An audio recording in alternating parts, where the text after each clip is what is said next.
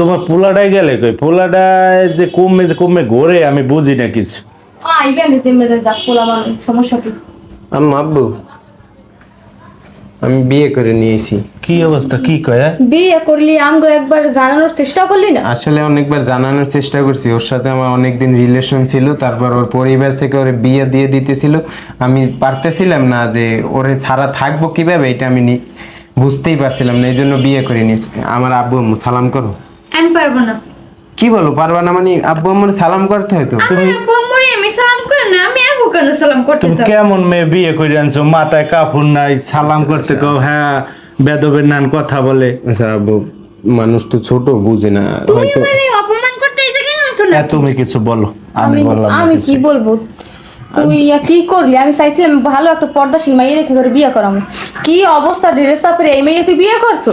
আসলে আম্মু তোমরা মানাই নিও, আস্তে আস্তে ঠিক হয়ে যাবে। খারাপ হইলে কি? আপনিও শাড়ি পরছেন, আমিও শাড়ি পরছি। মা তোমার আমি কিছু কই রে, তুমি একটু চুপ করো। হ্যাঁ, আমরা মা ছেলে কথা বলতেছি। বাপ মার সাথে এইভাবে কথা বলো না। এই, তুমি ছাড়ো একটু তো বোঝার তুমি। চেষ্টা করো।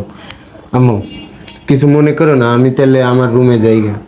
আচ্ছা ঠিক আছে, যা। তুমি তোমার শাশুড়ির দিকে চাইয়ে দাও হে কেমন, আর তুমি নতুন বউ, তুমি আইছো কেমন? আরে থাক, এই যুগের মেয়েরা এরকম ওইতেই পারে, ও আস্তে আস্তে সে ঠিক হয়ে যাইব। বাবা তুই যা, আমার লইয়া তোর রুমে যা। হ্যাঁ তোমরা কিছু মনে করো না। যাও, বিয়ে শাদী তো করেই হেলাইছো, যাও। ধীরে বুঝাই করতে হবে, বুঝছো? ওর একটু রাগ বেশি, বয়স তো কম। আচ্ছা ঠিক ঠিক হয়ে আছে, যাবে আচ্ছা আস্তে ঠিক আছে, তুই আর লই যা। চলো রুমে চলো। কি অবস্থা, নতুন কুমির দেয়া দর্জি আনছে। দেখছো, পরে চাইছিলাম যে ভালো একটা পর্দাশীল নামাজি মাইয়ে দেখে বিয়ে হলাম, হেবুর এখন মডেলিং এখন মাইয়ে বিয়ে হয়ে আরে মাবুত, এই মানুষে পাড়া প্রতিবেশী শুনলে কি সি করবে না? আচ্ছা ঠিক আছে, ল ওগুলোকে এই ভাত তরকারি রান্না লাগবে না, কিছু তো রান্ধিও নাই। আর তা খাবেন কি? রানবা, তুমি যাও, আমি এনে বসি। না তুমি চলো। আসো বসো। আসলে তোমারে আমি আজকে নিয়ে এলাম, তুমি আমার আব্বা আম্মার সাথে এরকম আচরণ কেন করলে? আমার অত নাটক সহ্য হয় না। তোমার আব্বু আম্মু বলবো যে আমি যেভাবে আছি ওইভাবেই থাকবো, আমি পাল্টাইতে না। তোমাকে তো পাল্টাইতে বলে নাই কেউ, তুমি সালাম করবা। সালাম করতে কি হাত পা ক্ষয় হয়ে যাইব? রাজব তো, কেন আমি সালাম করতে যাব? মুরব্বীদেরকে সালাম করলে আশীর্বাদ দেয়, মানে তুমি আরো সামনের দিকে ভালো হইতে পারবা, ভালোভাবে আরে চলতে ভালো পারবা। আমি এমন হইতে পারবো, আর ওটা নিয়ে মানের আশীর্বাদের আমার কোনো দরকার নেই। আচ্ছা একটু বোঝার চেষ্টা করো। কি বুঝবো কি? তুমি যে পরিবারের সাথে ছিলে, আগে যেখানে ছিলে ওইখানে কিরকম কালচার ছিল ওইটা আমি জানি না, তবে আমাদের পরিবারে 5 ওয়াক্ত নামাজ পড়তে হইবে, তারপরে আমার আম্মু দেখছো কিরকম পর্দাশীল, পর্দা করে চলতে হবে, ঘরের বউ বাহিরে বেরোনো যাবে না। আমি এইগুলাই- এসব পারবো না। একটু বোঝার চেষ্টা করো, তুমি চেষ্টা করলে পারবা। তুমি নিয়ে অনেক শিক্ষিত, তোমার নিয়ে অনেক জ্ঞানী মানুষ অল্পতেই সবকিছু বোঝে, তুমি একটু বোঝার চেষ্টা করো। আমি একবার বললাম তো যে আমি পারবো না, আমি যে কথা বলি ওই একবারই বলি। আচ্ছা আচ্ছা ঠিক আছে, তোমার করালাম না, তাহলে তুমি ঘুমাও। হুম। কি বিয়ে করলাম, প্রেম করার সময় কত সুন্দর আচরণ, কোনো সময় বোঝা যায় না যে এর ভিতরে এরকম। কি করা যায়, আব্বা আম্মার থেকে পরামর্শ নেওয়া ছাড়া উপায় নেই। আর হ্যাঁ গো, পরামর্শ ছাড়া বিয়ে করলাম, এখন কি কইব দেখি। না ঘুমাই, আব্বা আম্মা মনে হয় ঘুমায় না, এগুলোকে একটু আলোচনা করে দেখি কি আসলে কি করা যায়। যেমনি হোক ভালো তো বানাইতে হবে। আব্বু হ্যাঁ বাবা, একটু এদিকে আসো তো, আম্মুরে নিয়ে এসো। কি হয়েছে বাবা? বসো। হ্যাঁ বাবা।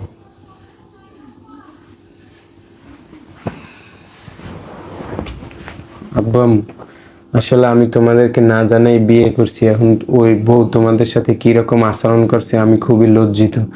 তুমি ওর কথায় কিছু মনে করো না তোমরা। এখন আমার একটা বুদ্ধি দাও, আসলে আমাগো পরিবারের রীতিনীতিতে কেউ তো কোনো সময় দ্বিতীয় বিয়ে করে না, এক বউ দিয়েই সারা জীবন পার করছে। এখন আমার কপালে যে এরকম বউ আছিল আমি কখনো আশা করিনি। কারণ এই বউরে তো অবশ্যই ভালো বানাইয়া আম্মুর মতো, আমার দাদি আছিল যেরকম, তোমার দাদি যেরকম আছিল এরকম বানাইয়ে নিতে হইবে। এখন কেমনে কি করা যায়? আসলে দেখো আম্মু, যখন রিলেশন করছি মানে সম্পর্ক করছি তখন খুব ভালো আচরণ করছে, তখন বলছে যে তোমার আব্বু আম্মু তো আমার আব্বু আম্মু। আমি মনে করো ওর ব্যবহারও সন্তুষ্টই ওরে বিয়ে করছি।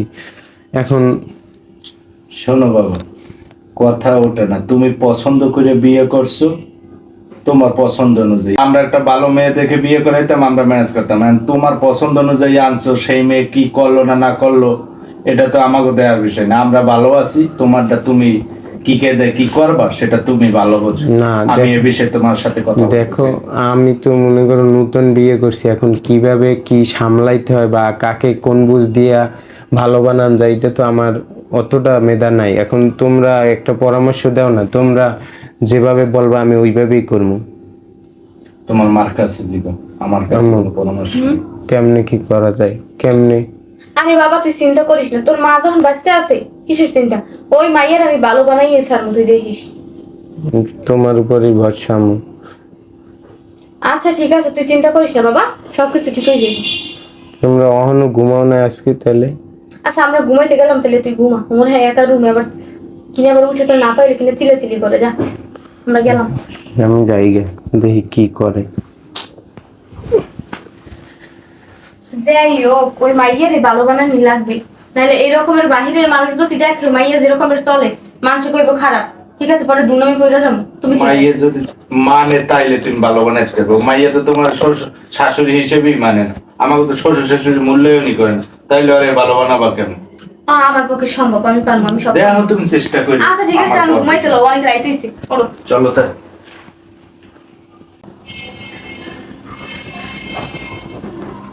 আম্মা, আম্মা হ্যাঁ ওঠেন, সকাল হয়েছে, নামাজ পড়া লাগবে। সকাল হয়ে গেছে। হ্যাঁ ওঠেন, আপনি নামাজ পড়েন, আমি নাস্তা করতে আসি, তারপর নাস্তা খাইতে আসেন। আচ্ছা ঠিক আছে বৌমা, তুমি যাও। আচ্ছা আম্মা। এতদিনে বউটার একটু ইমান আইলো, ভালোই হয়েছে, বউটা পর্দাশীল হয়েছে। যে কালে আইছিলে সবাই কইছে যে এই বউ কোথা থেকে আনছিল, কি শৃঙ্খলে চলছে, আল্লাহ একটা আল্লাহ হেদায়েত করছে। ভালো হয়েছে, পুরানার একটা ডাক দিয়ে কইয়ে দি এরকম এরকম।